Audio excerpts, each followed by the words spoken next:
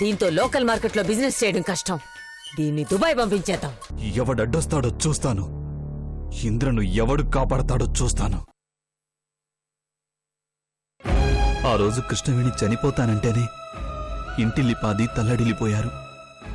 ఇప్పుడు ఆఖరి చూపుకు కూడా మిగలకుండా గుప్పెడు బూడిదైపోయిన కృష్ణవేణిని చూసి తట్టుకుంటారా? ఈ విషయం వాళ్ళకి ఎలా చెప్పాలి? చెప్పకుండా ఎన్నాళ్ళు దాచిపెట్టాలి? ఇప్పుడేం చేయాలి?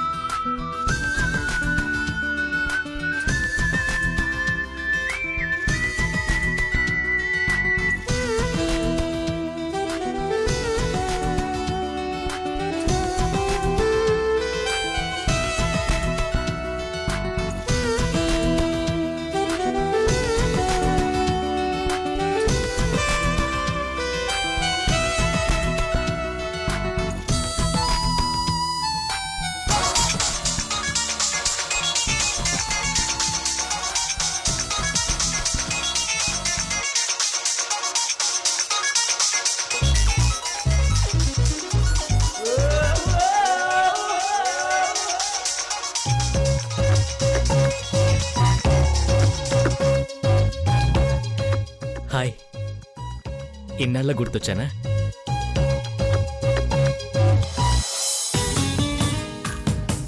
అదే మాట నేను అడుగుతున్నాను. నన్ను మర్చిపోయారా?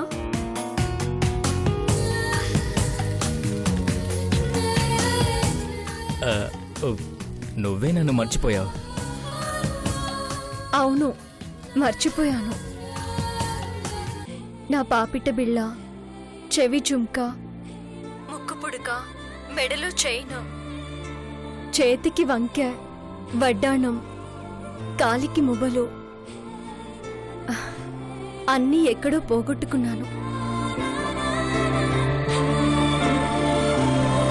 మరి మీరు తెచ్చివ్వలేదే? తెచ్చివ్వటానికి మీరు ఖాళీగా లేరు కదా. సారీ, ఆ రోజేదో టెన్షన్లో ఉండి. It's okay. అవును, నువ్వు ఎదురు చూస్తున్న మనిషి వచ్చారా? ఆ మనిషి గురించి ఎందుకులే.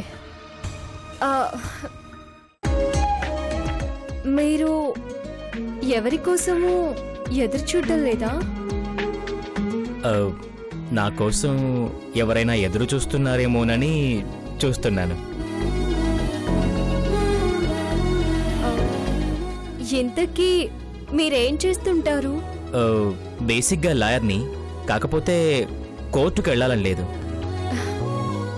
మరి సినిమా ఫీల్డ్కి వెళ్ళాలని. వావ్, అక్కడేం చేస్తారు? రచన దర్శకత్వం చేసి సినిమాలు తీస్తాను. ఆల్రెడీ ఆమె writer cum associate director, you know. Great. ఎలాంటి సినిమాలు తీస్తారు? లవ్ స్టోరీసా?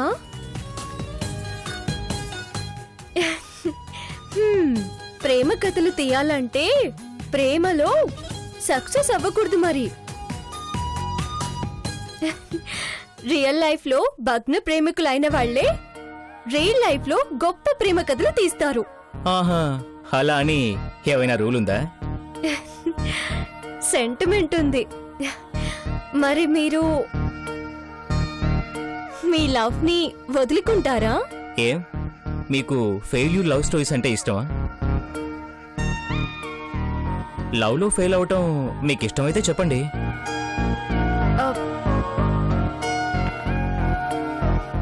ఎవరైనా లవ్ ఫెయిల్ అవ్వాలని కోరుకుంటారా?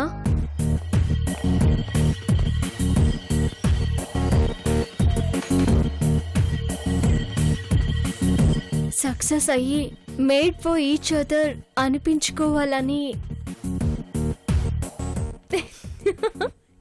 ఏయ్ ఎవరితోనే మాట్లాడుతున్నావు?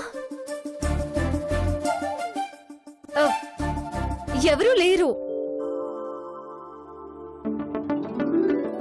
ఆహా, మర్యాదగా లైన్లో ఎవరున్నారో చెప్పు.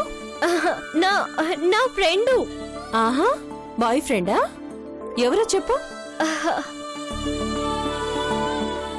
కాదు.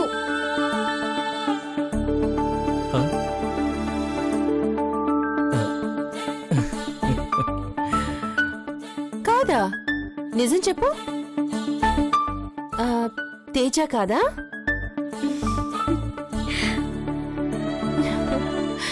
నువ్వు దగ్గర ఎందుకు దాస్తావే? నా పెళ్లి తంతులో నీ ప్రేమ గంతులు చూడలేదనుకుంటున్నావా? నాకు అన్ని తెలుసమ్మా. ఏం తెలుసు?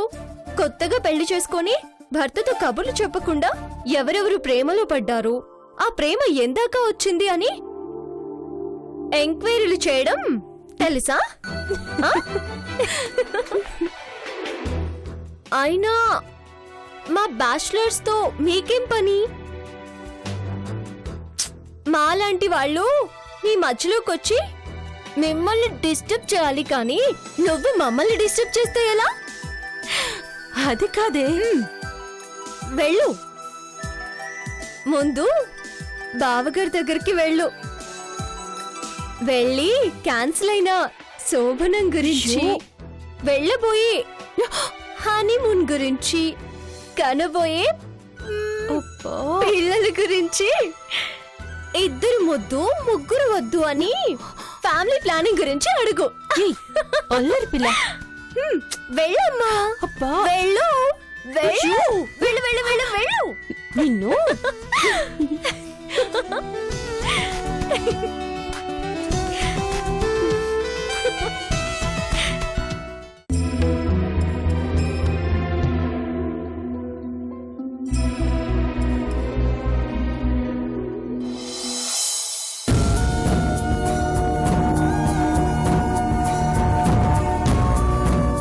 రామ్,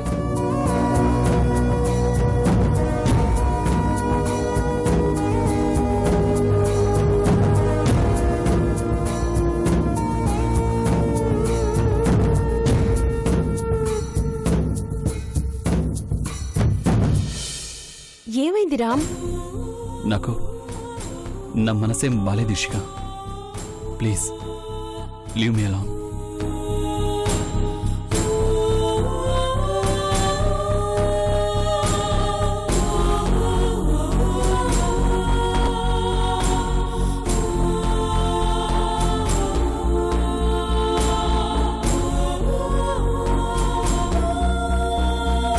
ఇందుకే రామ్ మనం పెళ్లి చేసుకోవద్దని చెప్పింది. ఇప్పుడు ఏమైంది ఇషిక? ఏమవుతుందోనని భయంగా ఉంది.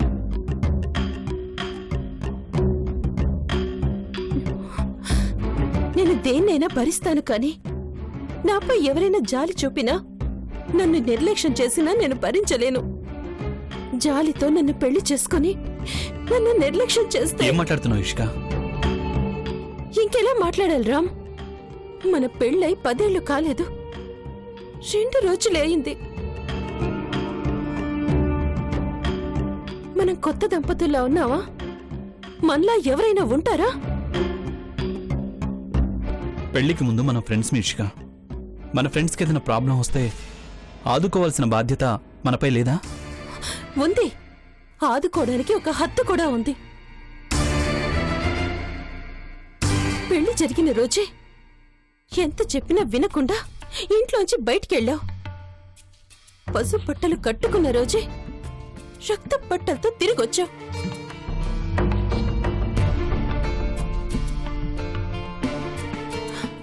నా మెళ్ళో తాళి కట్టడం వల్లే ఇలా జరిగిందని మా పెద్దమ్మ అనరాని మాటలంటుంటే నేను ఆడపిల్లని రామ్. నాకు భయాలు ఆశలు ఉంటాయి. వాటిని నువ్వు అర్థం చేసుకోకపోతే ఇంకెవరికి చెప్పను. కాదనను ఇషిక, కానీ మనం మనుషులం. మానవత్వంతో స్పందించాల్సిన బాధ్యత మనపై ఉంది. మనం దంపతులం రామ్. ఆ బాధ్యత కూడా మనపై ఉంది.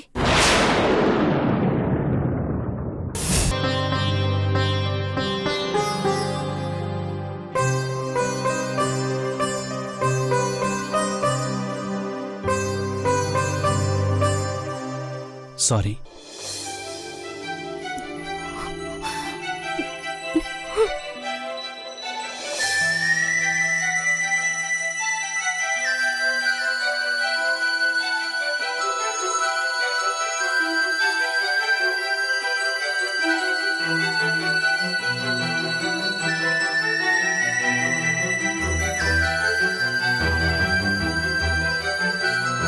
నిన్ను బాధ పెట్టాలని కాదు రామ్, నా భయాన్ని మాత్రమే చెప్పాను.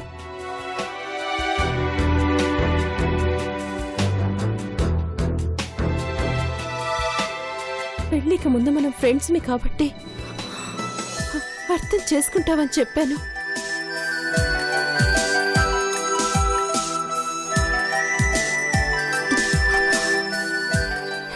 నువ్వంటే నాకు అంతులేని ప్రేమ మాత్రమే కాదు రామ్, ఆకాశమంత గౌరవం కూడా ఉంది.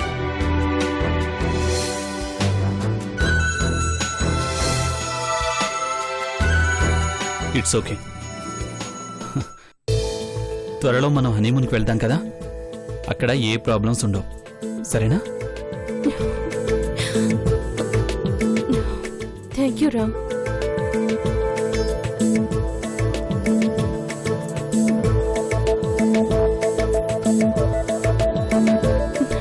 నువ్వెప్పుడూ ఇలా నవ్వుతూనే ఉండాలి రామ్.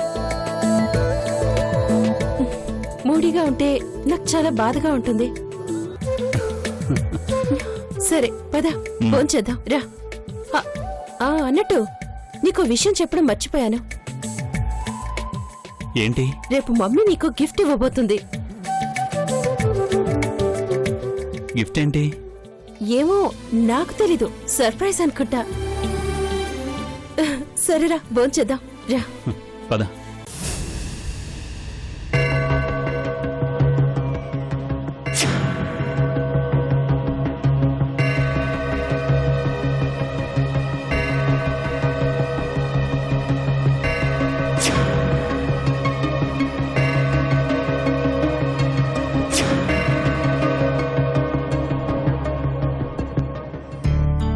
అయ్యగారు, చెల్లమ్మగారు భోంచేయట్లేదండి. ఎంత బతిమలాడినా వినట్లేదు.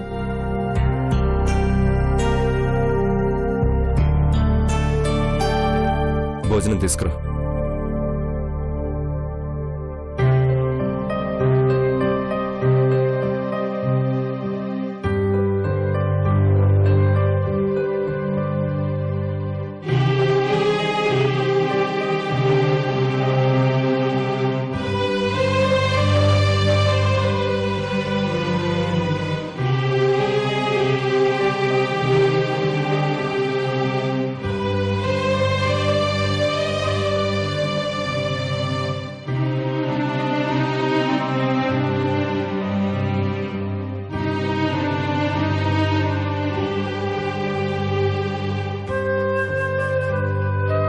చిన్ని,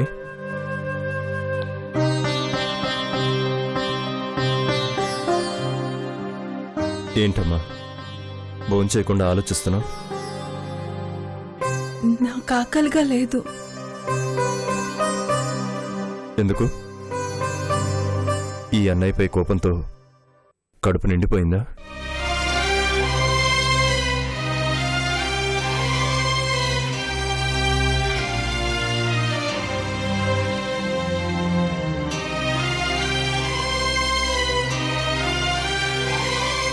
నీపైన నాకు కోపం ఎందుకుంటుందన్నయ్య? మరి అన్నం వద్దంటే అన్నయ్యను వద్దన్నట్టేగా? లేదన్నయ్య, లేదు.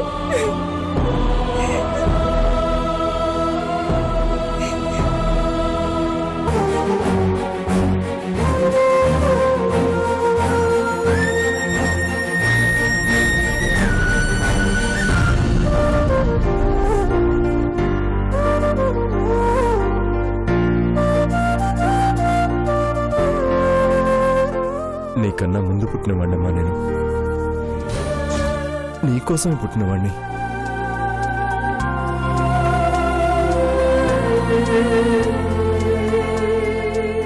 నీ ఒంట్లో ప్రవహిస్తున్న రక్తం నా ఒంట్లో రక్తం ఒకటైనప్పుడు నీ కంట్లో కన్నీరు ఒంటరిదవుతుందమ్మా.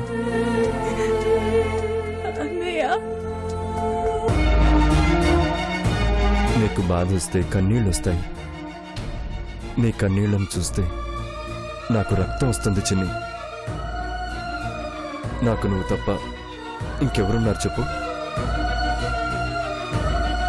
నీ సంతోషం ఆనందం తప్ప నేను కోరుకునేది ఏముంది?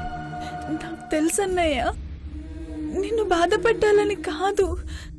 నువ్వు ఇంద్రని తీసుకొని రాకపోయేసరికి తనకేమన్నా జరిగిందేమో అని భయపడుతున్నాను. తనకేం జరిగిందో నాకు చెప్పలేక నువ్వు దాస్తున్నావని బాధపడుతున్నాను.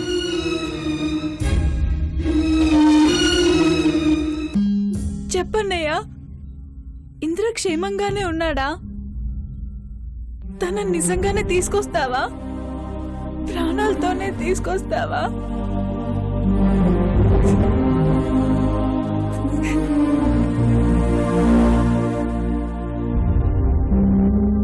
తీసుకొస్తాను చిన్ని.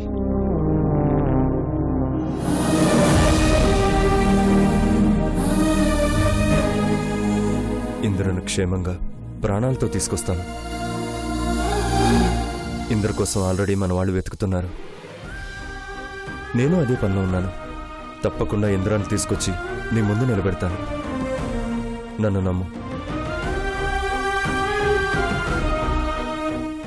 అయ్యగారు,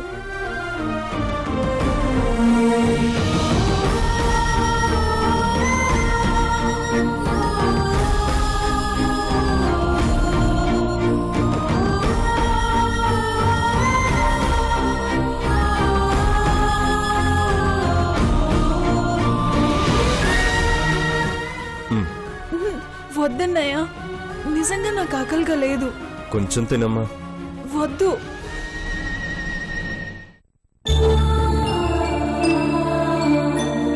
సరే చిన్ని, నేను కూడా ఇంకా తినలేదు. నాకు ఆకలిగా లేదు.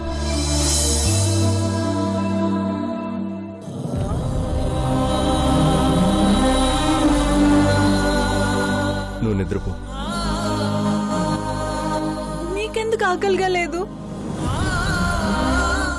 నా చిన్నికి లేని ఆకలి నాకెందుకు ఉంటుంది?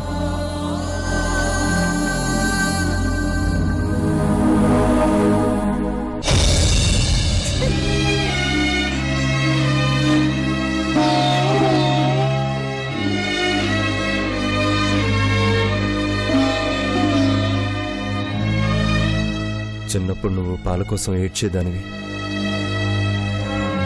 ప్లేట్లో అన్నం ఉండేది. దాంతో నా ఆకలి తీరుతుంది. కానీ నీ ఆకలి తీర్చే అమ్మ చనిపోయింది.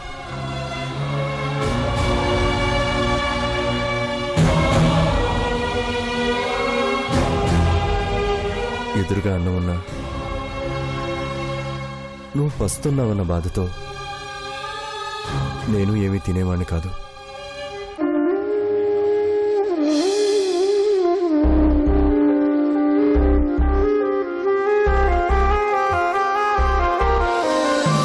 అప్పటి నుంచి అలవాటైపోయిందమ్మా.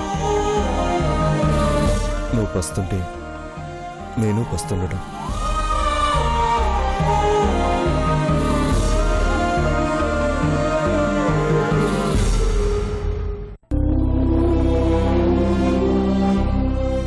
చనిపోయిన అమ్మను తీసుకొచ్చే శక్తి లేక అప్పుడు నీతో పాటు నేను ఏడ్చేవాణ్ణి. ఇప్పుడు ఇంద్రాన్ని తీసుకొచ్చే శక్తి నాకుందమ్మా. ఇంద్ర వచ్చాక నువ్వు తింటావు కదా, నువ్వు తిన్నాక నేను తింటాను. Good night. అన్నయ్య ఆగు,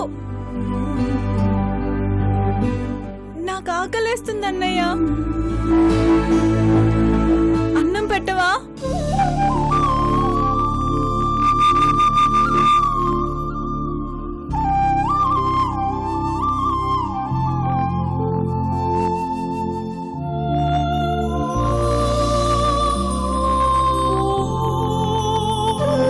కూర్చో.